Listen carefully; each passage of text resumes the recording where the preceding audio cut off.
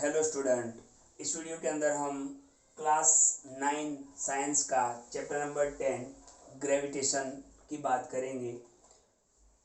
आपने first video अगर नहीं देखा है तो ज़रूर देख ले एक बार। ये सेकेंड वीडियो है इस चैप्टर का। तो फर्स्ट वीडियो के अंदर हमने इंट्रोडक्शन में यही देखा था कि सर आइजैक न्यूटन ने एक लॉ दिया है ग्रेविटेशन का, जिसको क्या बोला गया है, universal law of gravitation. Okay, तो ये हमने इंट्रोडक्शन में बात किया था। अब यहाँ पर हम उसको प्रूव भी करेंगे, कुछ वैल्यू भी समझनी है और डिटेल के अंदर हम बात करेंगे यूनिवर्सल लॉ ऑफ ग्रेविटेशन।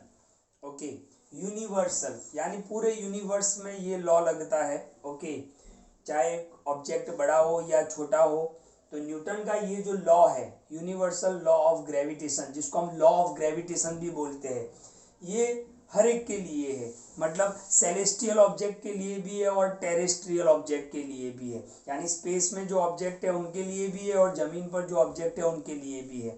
तो चाहे ऑब्जेक्ट स्मॉल हो या बिग हो, हर एक के लिए ये लॉ जो है वो एप्लीकेबल है, राइट। तो यूनिवर्सल लॉ ऑफ ग्रेविटेशन का स्टेटमेंट क्या है, पहले वो समझ लेते हैं। ओके, ये फिगर हमने फर्स्ट वीडियो के अंदर भी समझा था कि ये एक ऑब्जेक्ट है, ये ऑब्जेक्ट ए है, ये ऑब्जेक्ट बी है।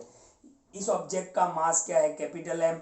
इस ऑब्जेक्ट का मास क्या है, स्मॉल एम। हमने देखा है कि भाई कोई भी दो ऑब्जेक्ट होंगे तो वो एक दूसरे पर क्या लगाएंगे, फोर्स लगाएंगे। ओके, ये इस तरफ से फोर्स लगाएगा, ये इस तरफ से फोर्स लगाएगा और दोनों ही फोर्स सेम होते हैं। ओके, तो ये ऑलरेडी हम देख चुके हैं और दोनों के बीच का जो डिस्टेंस है वो डी होता है।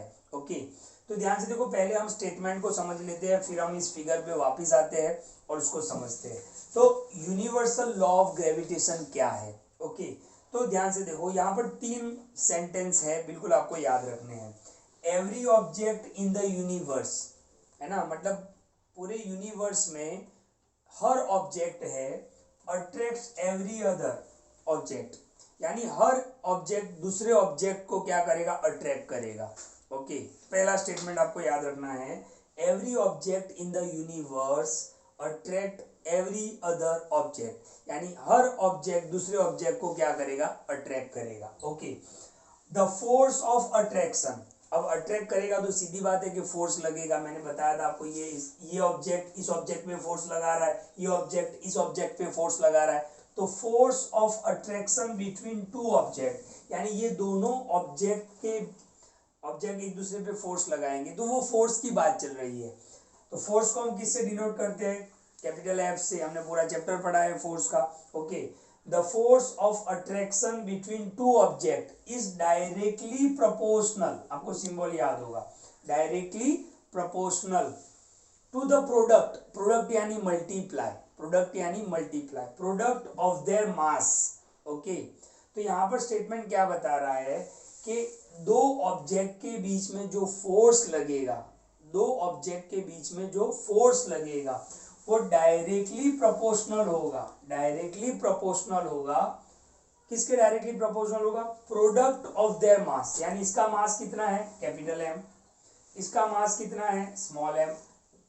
तो देखो मल्टीप्लाई, ओके, मल्टीप्लाई। ओके, यानी मैं ऐसे लिख सकता हूं। तो इस स्टेटमेंट को मैं क्या बोल सकता हूं कि फोर्स, एफ यानी force, force is directly proportional to the product of the mass of two object, दो ऑब्जेक्ट का मास, उसका प्रोडक्ट, यानी एम, कैपिटल एम इस ऑब्जेक्ट का मास है, स्मॉल एम इस ऑब्जेक्ट का मास है।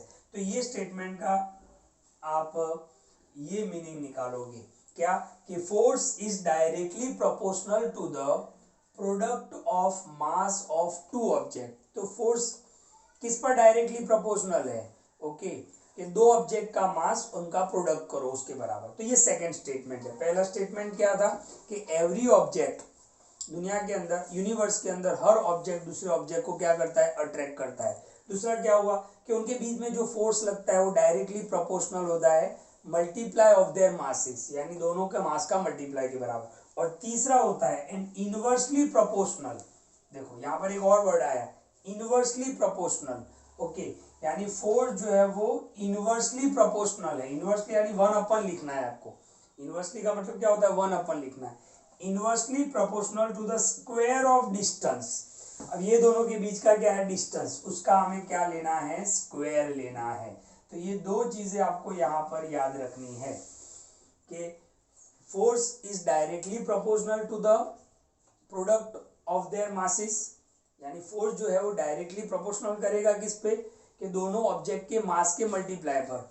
और फोर्स इनवर्सली प्रोपोर्शनल भी है, और किसका, डिस्टेंस का स्क्वायर, यानी ये दोनों ऑब्जेक्ट के बीच में क्या डिस्टेंस है उसका स्क्वायर करना है, लेकिन इनवर्सली आएगा। तो ये दो चीजों को आपको याद रखना है। यानी यूनिवर्सल लॉ ऑफ ग्रेविटेशन के अंदर टोटल 3 स्टेटमेंट हुए। पहला कि every object in the universe attract other object, कि हर ऑब्जेक्ट दूसरे ऑब्जेक्ट को क्या करेगा, अट्रैक्ट करेगा। नंबर 2 कि force is directly proportional to the product of masses of 2 object, कि फोर्स जो है वो किस पर डायरेक्टली प्रोपोर्शनल है, कि भाई वो दोनों ऑब्जेक्ट के मास का आप मल्टीप्लाई करो। और तीसरा क्या है कि force is inversely proportional, inverse यानी 1 upon, okay, force is inversely proportional to the square of distance between them, कि उनके बीच में कितना डिस्टेंस है, यानी क्या होगा, F is inversely proportional to the 1/d², right. तो 1/d², तो ये चीज आपको याद रखनी है। अब इसी चीज को हम यहाँ पर फॉर्मूला से देख लेते हैं, ध्यान से देखें। तो पहला स्टेटमेंट ये हमने देखा कि फोर्स जो है वो डायरेक्टली प्रोपोर्शनल टू है और उसके प्रोडक्ट ऑफ मास के, तो ये हो गया फर्स्ट। फिर सेकंड हमने ये देखा कि फोर्स जो है वो इनवर्सली प्रोपोर्शनल होता है square of the distance, okay. इन दोनों को अगर जमा करें तो देखो फोर्स एक ही बार लिखना है, ये प्रोपोर्शनल का साइन एक ही बार लिखना है, mm/d² हो जाएगा, d² नीचे है तो mm/d² हो जाएगा, ओके, mm/d² हो जाएगा। अब ये इनवर्सली प्रोपोर्शनल को हम निकालेंगे, ये प्रोपोर्शनल का सिंबल हम निकालेंगे तो हमें कोई कांस्टेंट लेना पड़ेगा, और कांस्टेंट कौन सा लिया है, g, कौन सा कांस्टेंट लिया है, g। तो फॉर्मूला क्या बन गया, F = Gmm/d², ये फॉर्मूला बन गया, F = Gmm/d²। G क्या है, कैपिटल G क्या है, तो कैपिटल G क्या है, तो मैंने यहाँ पे लिखा है कि G is the constant, okay.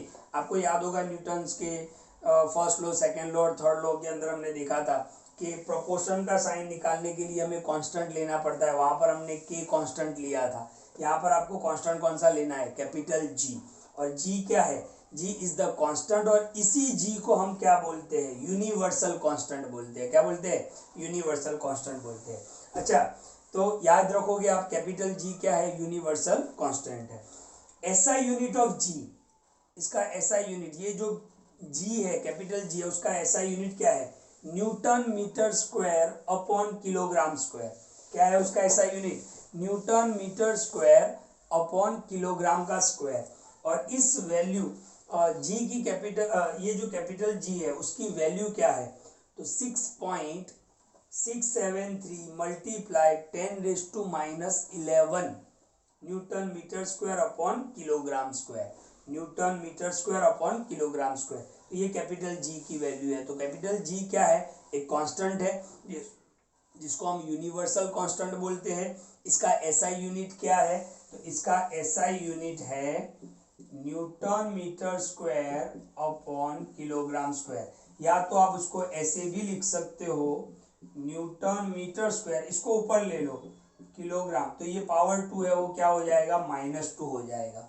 और इसकी वैल्यू क्या है, तो इसकी वैल्यू है 6.673 × 10⁻⁻11। MCQ में पूछते हैं, तो G क्या है, कांस्टेंट है जिसको हम यूनिवर्सल कांस्टेंट बोलते हैं, ओके। और G का SI यूनिट क्या है, तो Nm/2 का पावर -2, या तो Nm/2/kg²। और इसकी जो वैल्यू है वो क्या है, 6.673 × 10⁻⁻11, ये इसकी वैल्यू है। अब ये तो फॉर्मूला हमने डिराइव कर लिया, ओके। F क्या है, ग्रेविटेशनल फोर्स है, F क्या है, ग्रेविटेशनल फोर्स है। आपको पता है कि in the solar system, solar जो सिस्टम है हमारा, तो उनके अंदर there exist a force between sun and planets, okay. तो सन और प्लैनेट्स के बीच में एक फोर्स होता है, तो वैसा ही फोर्स यहाँ पर दो ऑब्जेक्ट के बीच में लगेगा उसको हम क्या बोलेंगे, ग्रेविटेशनल फोर्स बोलेंगे। तो यहाँ पर हमारा फॉर्मूला क्या हो गया, वापस क्लियर कर लेते हैं। F is equal to G upon d square. F क्या है, ग्रेविटेशनल फोर्स, G क्या है, यूनिवर्सल कांस्टेंट, M क्या है, पहले ऑब्जेक्ट का मास, ये स्मॉल m क्या है, दूसरे ऑब्जेक्ट का मास, और ये d क्या है, distance between two object. Okay, तो ये यूनिवर्सल लॉ ऑफ ग्रेविटेशन है, राइट। अब हम बात करते हैं इंपॉर्टेंस। ओके, तो यहाँ पर हम बात करेंगे कि ये यूनिवर्सल लॉ ऑफ ग्रेविटेशन है, उसका इंपॉर्टेंस क्या है। तो सबसे पहला इंपॉर्टेंस ये है कि ये जो यूनिवर्सल लॉ ऑफ ग्रेविटेशन है that bind us to the earth, है ना, हमको अर्थ से बांध के रखा है उसने। ओके, ग्रेविटेशनल फोर्स नहीं होता तो क्या होता, हम यहाँ से फ्लाई करके कहीं और चले जाते, है ना, यानी इसी फोर्स ने हमें बांध के रखा है, किसके साथ, अर्थ के साथ। तो पहला इंपॉर्टेंस ये होगा कि it bind us to the earth. Number 2, the motion of the moon around the sun. आप देख रहे हो कि जो मून का जो मोशन है अराउंड द सन वो इसकी वजह से ही होता है। Number 3, motion of the planet around the sun, है ना, सन के आसपास बाकी सारे प्लैनेट जो घूमते हैं। ओके, इसी यूनिवर्सल लॉ ऑफ ग्रेविटेशन उसके पीछे का कंसेप्ट है। और चौथा इंपॉर्टेंट पॉइंट जो है कि ओशन के अंदर जो टाइड्स आते हैं ना, कभी हाई टाइड, पानी बहुत छलांगे लगाता है, कभी नहीं लगाता है, कभी कम लगाता है, कभी ज़्यादा। तो ये टाइड्स जो है, हाई टाइड्स, लो टाइड्स, आपको स्टैंडर्ड 10 में पढ़ना है, चैप्टर नंबर 14 के अंदर। Okay, tidal energy. तो ये जो टाइड्स आते हैं, हाई टाइड्स होते हैं, कभी लो टाइड्स होते हैं, तो ये भी मून और सन के बीच का जो ग्रेविटेशनल फोर्स है उसकी वजह से होता है। तो ये इसका इंपॉर्टेंस है कि it bind us to the earth, motion of the moon around the sun, motion of the planet around the sun, and tides जो ओशन के अंदर आते हैं। ओके, टाइड्स जो आते हैं वो भी मून और सन की वजह, उनके बीच का जो ग्रेविटेशनल फोर्स है उसकी वजह से आते हैं। तो ये था universal law of gravitation. Formula क्या रहेगा, F is equal to G upon d square.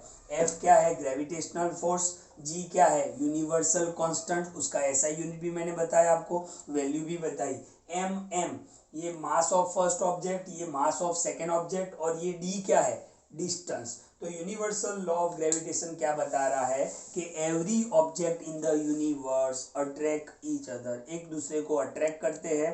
Force is directly proportional to the product of their masses of two object and it is inversely proportional to the square of distance between two object. तो ये है universal law of gravitation. Video को बिल्कुल ध्यान से देखें और clear करें।